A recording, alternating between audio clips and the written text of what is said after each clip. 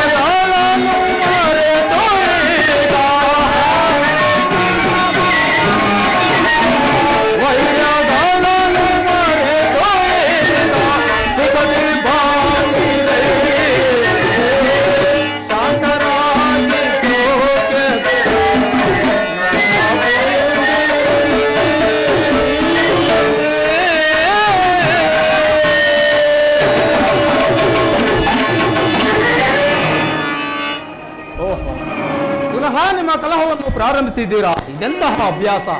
ಹೀಗೆ ಅಗೆತನದಿಂದ ಗುದ್ದಾಡಿದರೆ ನೀವು ಏನನ್ನೂ ಕಲಿತುಕೊಳ್ಳಲಾರಿರಿ. ಬೇರೆ ಬೇರೆಯಾಗಿ ನಿಂತುಕೊಳ್ಳಿರಿ. ಓಹೋ ಅಶ್ವತ್ಥಾಮ, ನಿನ್ನ ಬಾಣವು ಪ್ರಯೋಜನವಿಲ್ಲದೆ ಗುರಿಯನ್ನು ಬಿಟ್ಟು ದೂರ ಹೋಯಿತು. ನಾನು ಒಡೆಯುವೆನು, ಅದನ್ನು ನೋಡಿಯಾದರೂ ತಿಳಿದುಕೋ.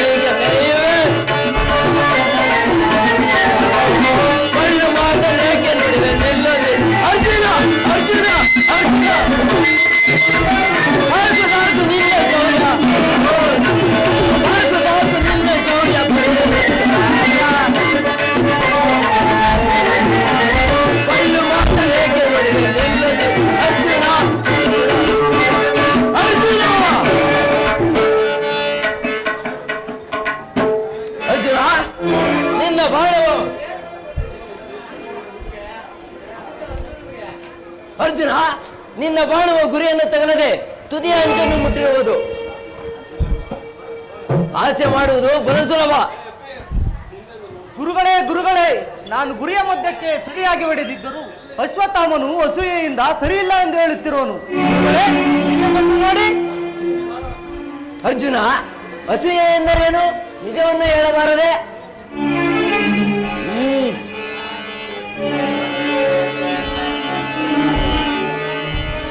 ಭಲೆ ಭಲೆ ಅರ್ಜುನ, ನಿನ್ನ ಕೈಚಳಕವು ಅದ್ಭುತಕಾರವಾದುದೇ ಸರಿ. ಗಾಳಿಯ ಶಕ್ತಿ, ಕೋನಗಳು ಮೊದಲಾದಗಳನ್ನು ತಿಳಿದುಕೊಂಡು ಅಭ್ಯಾಸ ಮಾಡಿದರೆ ನಿನಗೆ ಸಮಾನರಾದ ಬಿಲ್ಲುಗಾರನು ಈ ಪ್ರಪಂಚದಲ್ಲಿ ಇಲ್ಲದೇ ಹೋಗಬಹುದು. ಗುರುಗಳೇ, ವಂದಿಸುವೆನು. ನಿನಗೆ ಮಂಗಳವಾಗಲಿ. ನೀನು ಯಾರು? ನನ್ನನ್ನು ಕರ್ಣನೆಂದು ಕರೆಯುವರು. ಸೂತ ಕುಲದವರ ಪೋಷಣೆಯಿಂದ ಬೆಳೆದವನು. ಪರಶುರಾಮರ ಶಿಷ್ಯರಾಗಿ ಈ ಯುಗದ ಚಾಪಾ ವಿದ್ಯಾ ಗುರುಗಳೆಂದು ಕೀರ್ತಿಯನ್ನು ಪಡೆದಿರುವ ತಮ್ಮಿಂದ ಧನುರ್ವಿದ್ಯೆಯನ್ನು ಕಲಿಯಬೇಕೆಂದು ಬಂದಿರುವೆನು. ಮಹಾನುಭಾವರಾದ ನೀವು ಕೃಪೆ ಇಟ್ಟು ನನಗೆ ವಿದ್ಯೆಯನ್ನು ಕಲಿಸಿರಿ. ದುಷ್ಟರನ್ನು ನಿಗ್ರಹಿಸತಕ್ಕ ಶಕ್ತಿಯುಳ್ಳವರು, ಜಯಲಕ್ಷ್ಮಿಯನ್ನು ಕರಗತವನ್ನಾಗಿಸಿಕೊಂಡಿರುವರು, ಎಂತಹ ಕಷ್ಟವನ್ನಾದರೂ ಧೈರ್ಯದಿಂದ ಎದುರಿಸತಕ್ಕವರು. ಸೂತೋರ್ಪಾದ ಪಾರ್ಥಿವ ಕುಮಾರರೊಡನೆ ಅವಜ್ಞೆಯನು, ಆತ್ಮವಿಕ್ರೀತನು, ನೀಚ ಕುಲೋತ್ಪನ್ನನೂ ಆದ ಸೂತನೊಬ್ಬನು ಚಾಪ ವಿದ್ಯೆಯನ್ನು ಕಲಿಯಲಿಸಿದುದು ಔದಾತ್ಯವೇ ಸರಿ. ಅರ್ಜುನ, ಅದು ಅಲ್ಲದೆ ಶತ್ರುಗೋಷ್ಠಿಗಳ ಮೇಲೆ ಬಿದ್ದು ಜಯಲಕ್ಷ್ಮಿಯನ್ನು ಪಡೆದು ಗುಣ ಸಂಪತ್ತಿನೊಡನೆ ಮೆರೆಯುತ್ತಿರುವ ಕ್ಷತ್ರಿಯರು ಓರ್ವ ಸೂತನೊಡನೆ ಕಲತು ವಿದ್ಯೆಯನ್ನು ಎಂದಿಗಾದರೂ ಕಲಿಯುವರೇ?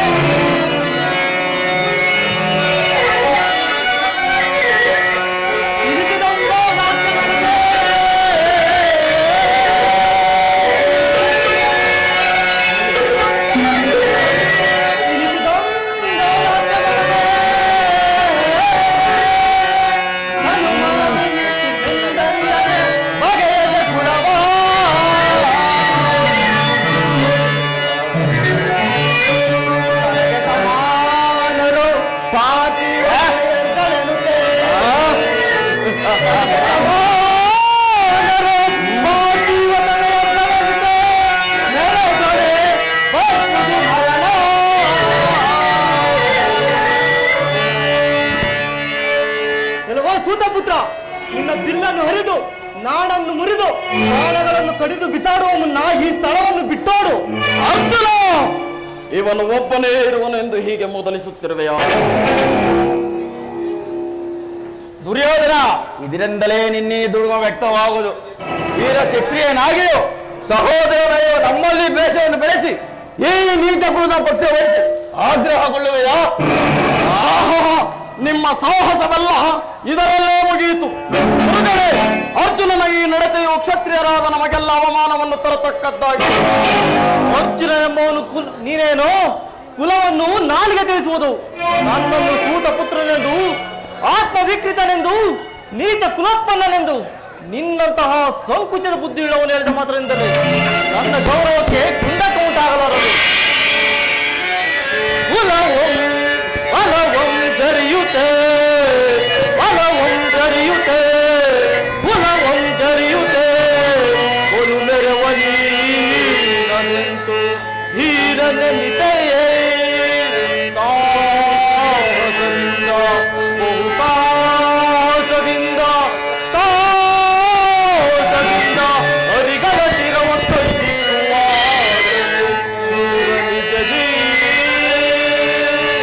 ಇದು ಸಮರ ಭೂಮಿಯಾಗಿದ್ದ ಪಕ್ಷದಲ್ಲಿ ಸೂತ ಪುತ್ರನ ನೀಚ ಕುಲದ ಬಾಣಗಳು ಒಂದಾದ ಮೇಲೊಂದಾಗಿ ನಿನ್ನ ಶಿಲೆಯನ್ನು ಹೊತ್ತು ಏನು ಮಗಳಿಗೆ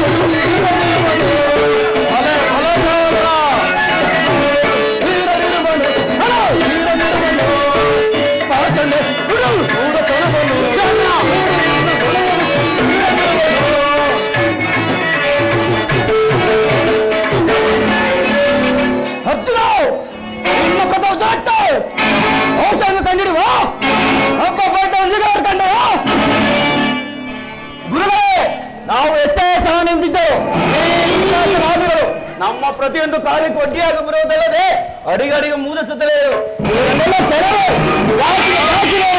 ಇವರ ರಕ್ತ ಕುಡಿಸಿದ್ದಲ್ಲದೆ ನನ್ನ ಮನಸ್ಸು ತೃಪ್ತಿ ಹೊಂದಲಾರದು.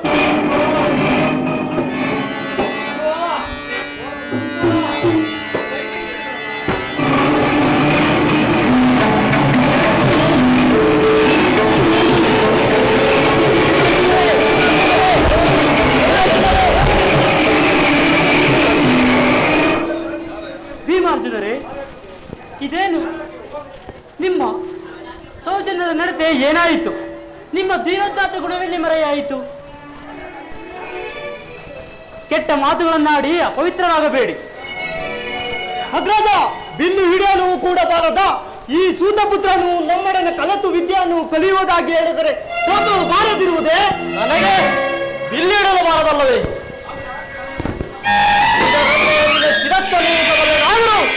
ಆಚಾರ್ಯರಿಗಂಜಿ ಮನ್ನಿಸಿರುವೆನು.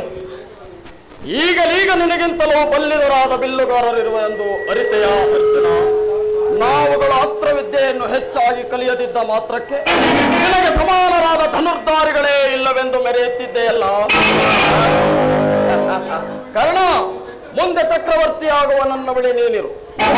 ಸೂರ್ಯವು ಕೈಚಳಕವು ಆಕಾಶಕ್ಕೆ ಬರುವುದು. ನಿನ್ನ ಪ್ರೇಮಕ್ಕಾಗಿ ನಾನು ತುಂಬಾ ಕೃತಜ್ಞನಾಗಿರುವನು. ಆದರೆ ನನ್ನ ವಿದ್ಯಾಭ್ಯಾಸವು ಮುಗಿದ ತನಕ ನಾನು ಯಾರ ಬಳಿಯಲ್ಲೂ ಇರಲಾರೆನು. ವಿದ್ಯಾಭ್ಯಾಸವನ್ನು ಮುಗಿಸಿಕೊಂಡು ಬಂದು ಸೇರು. ಹಾಗೇ ಆಗಲಿ. ಆಚಾರ್ಯರೇ, ಧನುರ್ವಿದ್ಯೆಯನ್ನು ಕಲಿಸಬೇಕೆಂದು ತಮ್ಮಲ್ಲಿ ಪ್ರಾರ್ಥಿಸುವೆನು. ನಿನ್ನ ಸದ್ಗುಣವು ನಿನ್ನ ಕೈಚಳಕವು ನನ್ನ ಮನಸ್ಸನ್ನು ಒಲಿಸಿರುವವು. ಆದರೆ ಕ್ಷತ್ರಿಯರಿಗಲ್ಲದೆ ಇತರರಿಗೆ ವಿದ್ಯೆಯನ್ನು ಕಲಿಸುವುದಿಲ್ಲವೆಂದು ನನ್ನ ಗುರುಗಳಾದ ಪರಶುರಾಮರಿಗೆ ಭಾಷೆಯನ್ನು ಕೊಟ್ಟಿದ್ದೆನು. ಆದುದರಿಂದ ನಿನಗೆ ವಿದ್ಯೆಯನ್ನು ಕಲಿಸಲಾರೆನು. ಆಚಾರ್ಯರೇ, ವಿದ್ಯೆಗೂ ಕುಲ ಜಾತಿಗಳ ಸೋಂಕುಂಟೆ. ಏನು ಮಾಡಲಿ? ಪಟ್ಟ ಭಾಷೆಯಿಂದ ಕಟ್ಟಲ್ಪಟ್ಟ ನಾನು ಅದನ್ನು ಮೀರಿ ನಡೆಯಲಾರೇನು. ಏನು ಮಾಡಲು? ಆಚಾರ್ಯರೇ, ಭುಜ ವೀರ್ಯದಿಂದಲೂ ಅಸ್ತ್ರ ಪ್ರಭಾವದಿಂದಲೂ ಮೆರೆಯುತ್ತಿರುವ ನಿಮ್ಮಲ್ಲಿ ಧನುರ್ವಿದ್ಯೆಯನ್ನು ಕಲಿಯಬೇಕೆಂದ ನನ್ನ ಆಸೆಯೆಲ್ಲವೂ ನಿಷ್ಪ್ರಯೋಜಕವಾಯಿತು. ಆದರೂ ಗುರುದೇವ, ನನ್ನ ಮೇಲೆ ನಿಮ್ಮ ಕರುಣೆ ಇರಲಿ.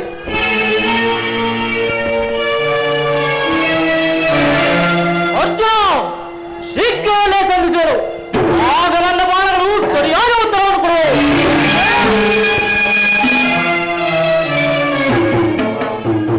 ಎಂತಹ ಕ್ಷತ್ರಿಯ ತೇಜಸ್ಸು, ಎಂತಹ ಸುಗುಣ! ಗುರುವಿನಿಂದ ಕಲಿಯದೆ ಅದ್ಭುತವಾದ ಧನುರ್ವಿದ್ಯೆಯನ್ನು ಸಂಪಾದಿಸಿರುವನು ಇವನು. ನಿಜವಾಗಿಯೂ ಸೂತನೇ. ಕ್ಷತ್ರಿಯನಾಗಿದ್ದರೆ ಭಾರ್ಗವನಿಂದ ಕಲಿತ ಅಸ್ತ್ರ ವಿದ್ಯೆಯನ್ನು ಕಲಿಸುತ್ತಿದ್ದೇನಲ್ಲ. ಏನು ಮಾಡಲಿ? ಈ ದಿನ ವಿದ್ಯಾಭ್ಯಾಸವು ಮುಗಿತು. ಎಲ್ಲರೂ ಹೊರಡುವರಾಗಿ.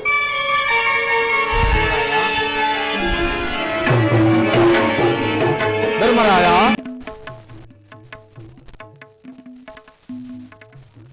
ಅವರ ಶಕ್ತಿಯನ್ನು ಪ್ರದರ್ಶಿಸುವ ಕಾಲ ಮುಂದೆ ದೊರಕುವುದೆಂದು ಬುದ್ಧಿವಾದವನ್ನು ಹೇಳಬಾರದೆ? ಗುರುಗಳೇ,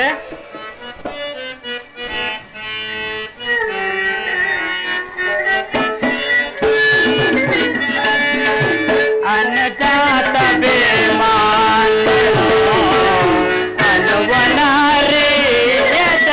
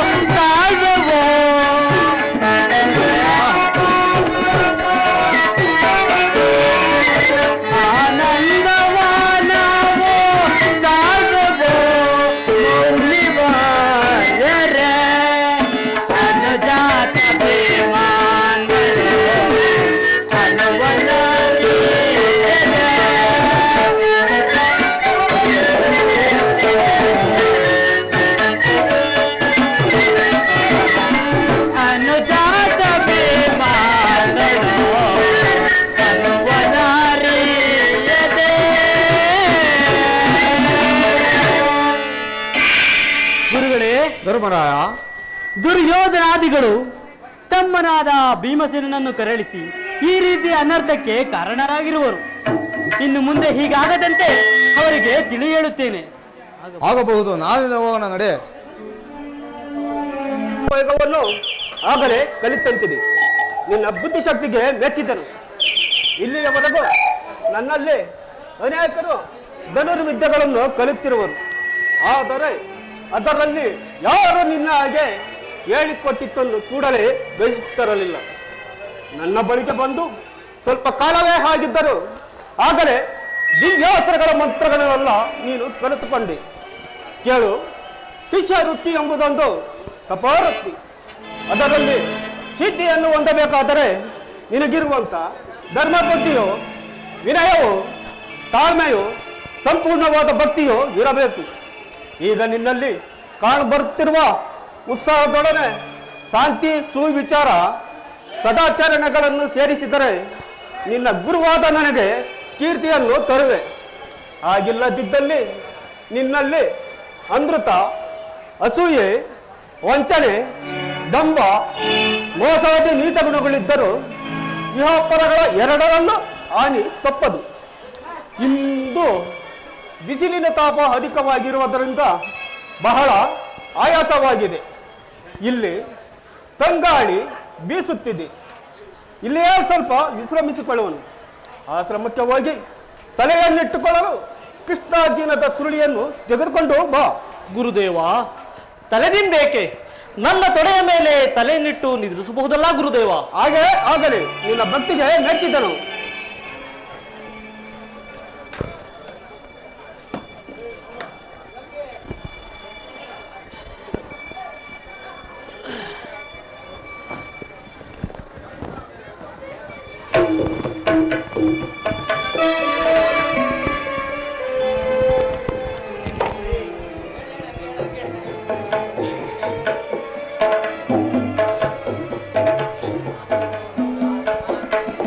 ಅರ್ಜುನ, ಅರ್ಜುನ, ನಾನು ಶಕಲ ಶಸ್ತ್ರಾಸ್ತ್ರ ಕೋವಿದನೆಂದು ಮೆರೆಯುತ್ತಿರುವಲ್ಲವೇ? ನೋಡು ನಿನ್ನ ಪಾಡೇನಾಗುವುದು. ಎಲ್ಲ ದುರ್ಮಾರ್ಗಿ ಕರ್ಣ, ನನ್ನ ಮಗನಿಗೆ ಕೇಡನ್ನು ಬಯಸುವೆಯ? ನೋಡು ನಿನ್ನ ಪಾಡೇನಾಗುವುದು.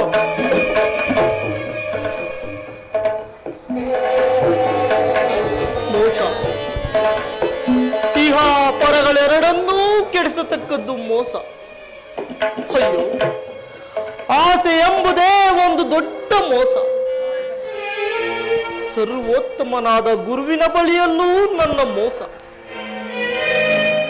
ಇಂತಹ ಗುರುವನ್ನು ಮೋಸಪಡಿಸುವಂತೆ ಪ್ರೇರೇಪಿಸಿದ ವಿಧಿಯ ಲೀಲೆಯೊಂದು ದೊಡ್ಡ ಮೋಸ. ಲೋಕದಲ್ಲಿ ಖ್ಯಾತಿಯನ್ನು ಪಡೆಯಬೇಕೆಂದು ಬಯಸಿ ಬಂದ ನಾನು ಆಚರಿಸುತ್ತಿರುವುದೇನು? ಅಯ್ಯೋ ಮೋಸ ಕರ್ಣ, ಮೋಸ. ಮೋಸವೆಂಬ ಕೂಪಕ್ಕೆ ನೀನು ಬಿದ್ದೆಯಾ ಮಲಿಕ?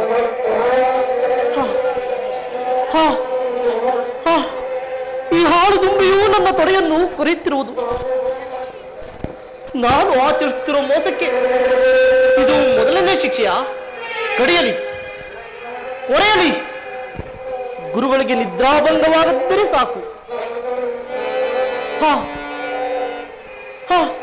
ಹೀಗೇನು ಮಾಡಲಿ? ನನ್ನ ತೊಡೆಯನ್ನು ಕುರಿದಲ್ಲದೆ ಗುರುವಿನ ಕೆನ್ನೆಯನ್ನೂ ಸಹ ಕಡಿಯತೊಡಗಿರುವುದಲ್ಲ.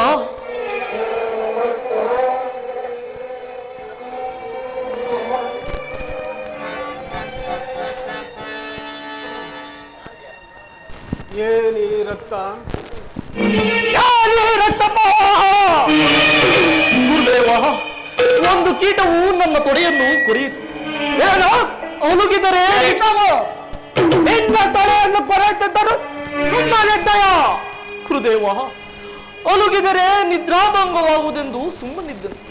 ಇನ್ನೊಬ್ಬ ವಿಚಿತ್ರ ಬ್ರಾಹ್ಮಣ ಆಯುಧಗಳ ಚಪ್ಪಳವನ್ನು, ದುಷ್ಟಪಾಳಿಗಳ ಕೂಗನ್ನು ಕೇಳಿದ ಮಾತ್ರದಲ್ಲಿ ಬ್ರಾಹ್ಮಣರು ಓಡಿ ಹೋಗುವರು. ಸ್ವಲ್ಪ ನೋವಿಗೂ ಆತ್ತರಿಸಿ ಹೋಗುವರು. ಇರಲಾರದು, ಇರಬಾರದು. ನೀನು ಯಾರು? ಬ್ರಾಹ್ಮಣರೇ ಅಲ್ಲ. ಗುರುದೇವ, ನನ್ನ ಮೋಸವನ್ನು ಕ್ಷಮಿಸಿರಿ.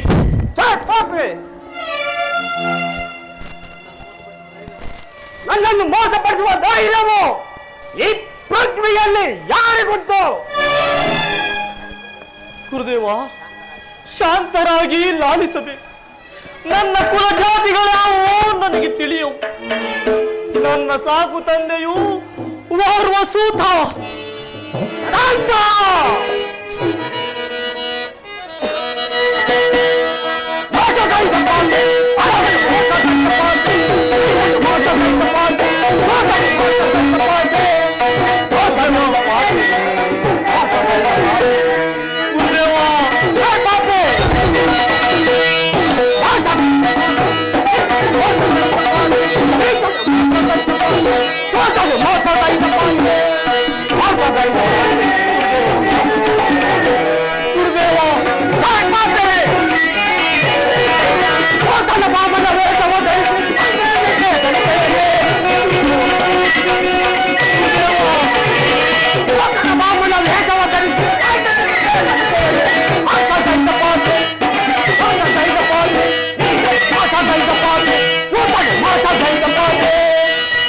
Bye.